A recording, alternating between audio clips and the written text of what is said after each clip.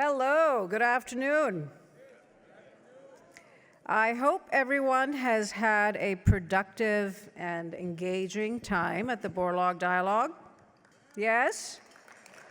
This is day 3 of 3, but we're not done yet. We have lots more great content to share with you. So enjoy your lunch, and we will present programming as you feast. So I'm going to be introducing our wonderful friends who make this soy meal possible for us.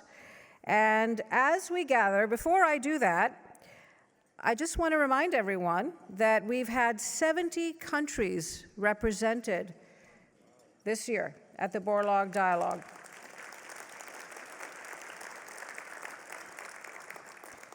Are the students in the room? Yes? Not yet? Maybe? Are the students there? They're on their way. Okay. Well, what the students are doing they have been meal packaging this morning.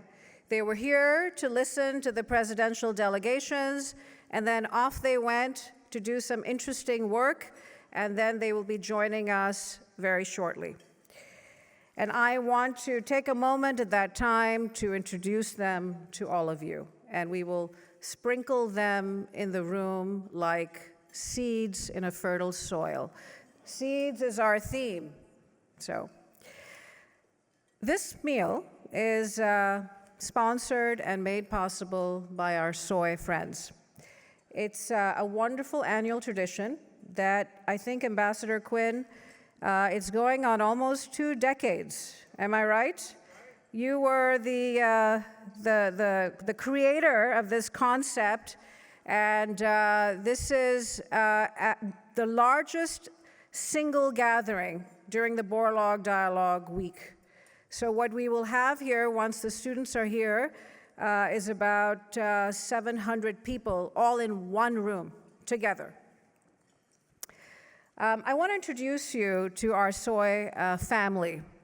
They're not just friends, they're really soy family. When you've known someone for 2 decades, that definition is definitely met.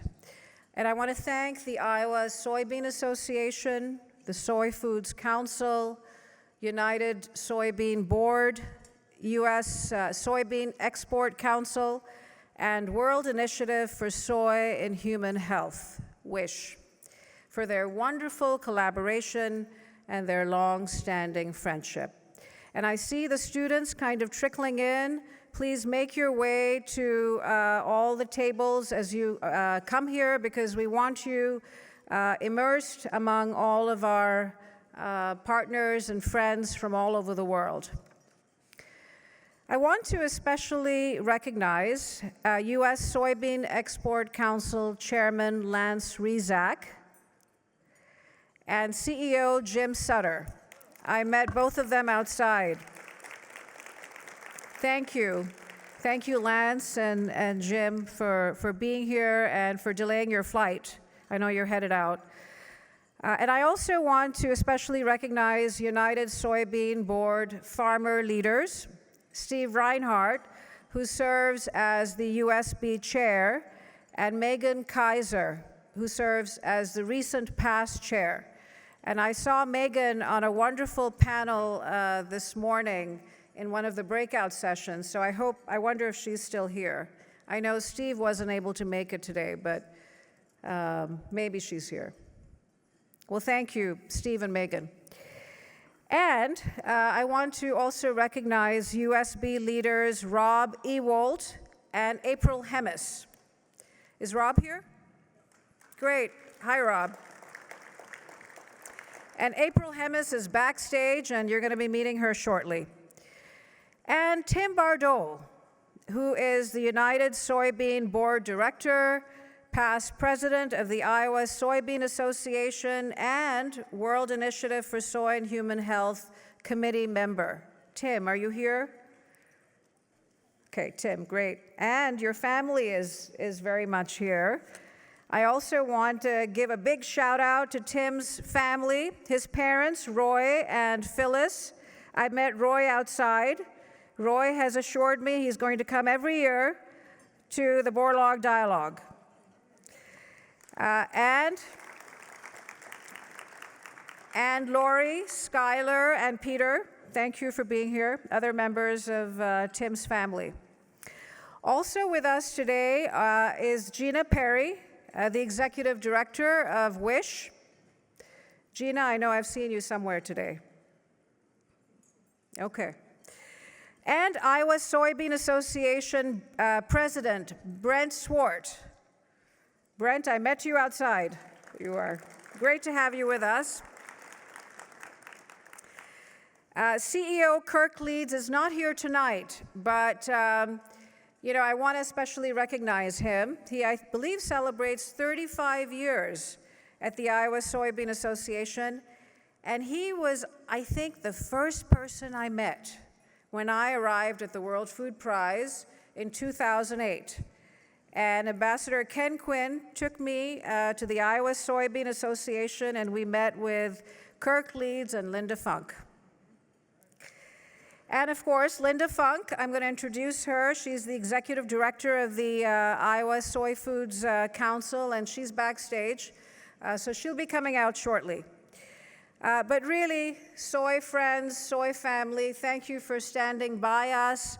Thank you for believing in our mission, our efforts, everything that we do, the 3 pillars of our foundation as a recognizer and as an awarding organization, as a convener of conversations like the Borlaug Dialogue and Dialogue Next, and as an inspirer of the next generation. And speaking of the next generation, I believe I see the students. Some of them are passionately meal packing, but if you are already here in the room, students and teachers, please stand for a moment.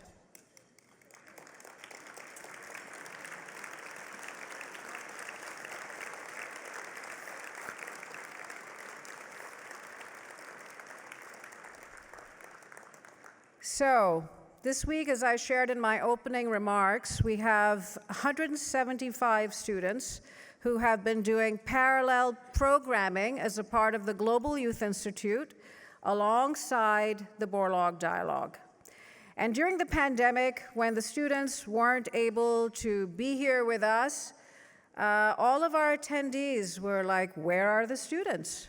Where are the students? So I feel like this is such an important part of the Borlaug Dialogue to bring the students, the future leaders, the future problem solvers of food security issues, to bring them among you and to give you a glimpse of these fine young people who are passionate about global food security. So with all of that, I wish to introduce to you Linda Funk from the Soy Foods Council, who will come and share a little bit more about the meal that you are currently savoring and how it's embedded with wonderful, nutritious soy ingredients. So Linda Funk, my friend. Please welcome Linda Funk, Executive Director of the Soy Foods Council.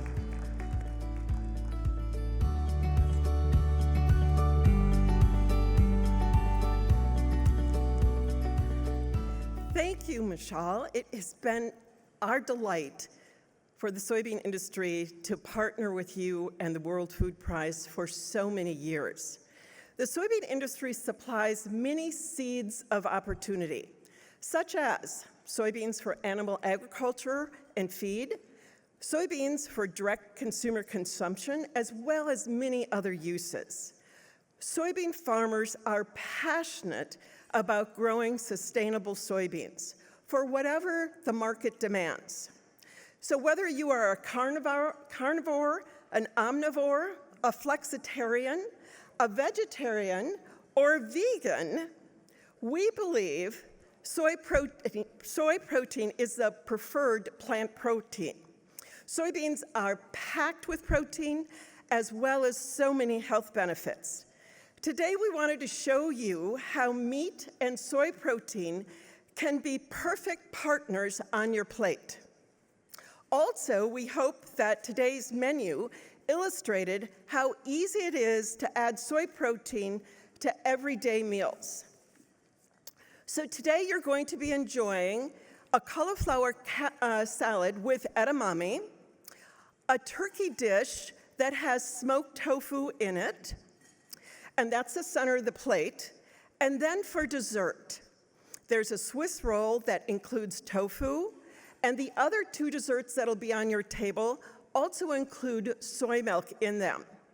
We like to say that just adding a little bit of soy protein to those desserts make you feel just a little bit better about consuming desserts. So enjoy those. So we'd like to thank you all for being here and enjoying this soy lunch. But next up is April Hemis. April has served as a board member for the Iowa Soybean Association and the United Soybean Board, and she is an Iowa soybean farmer. So next up, April.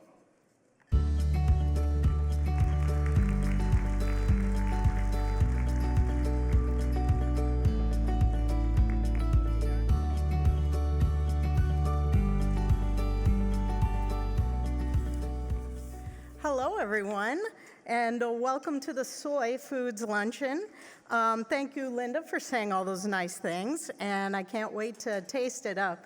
Alyssa was backstage going, oh, I tried that, it's really good. Oh, I tried that, it's really good. So I can't wait.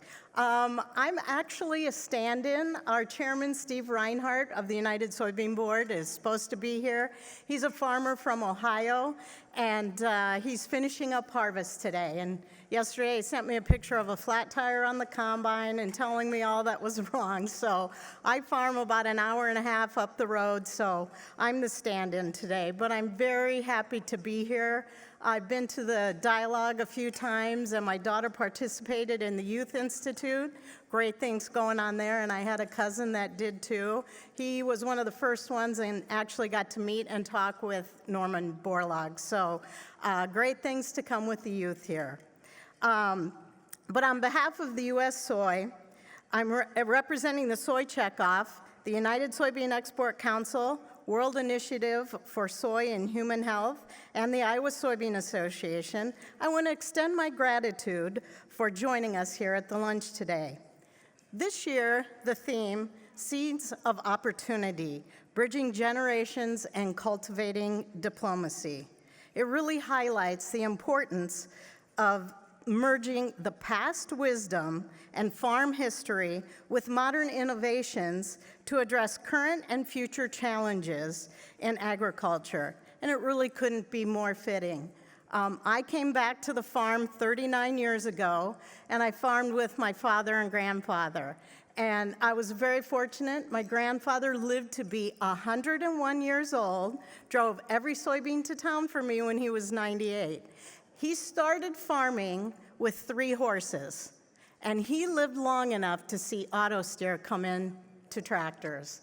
So imagine that. I remember he was living with us, my family at the time, and I handed him the article and I said, see, Gramp, you don't need to drive the tractor anymore. And he looked at it and he said, I always knew they would do this. I just didn't think I'd live long enough.